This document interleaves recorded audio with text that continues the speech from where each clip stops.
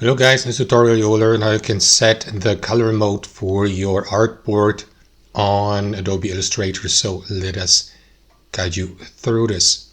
So guys, for this method, let me create a new artboard by clicking into File in the top left, select New. And here in the preset, what you want to do is select your, for example, preset template, or you can go, I don't know, you can create one with custom size here. So what you want to do, guys, is before you create your new artboard is expand the advanced options. And here under color mode, choose either RGB colors or CMYK colors. And you can also customize the raster effect below with between 36 ppi and 300 ppi. And once that's done, click into create to open the new artboard with your aspect ratio or resolution here, orientation, and the given color mode. That's how it works, guys. Thanks for watching, and I'll see you next time.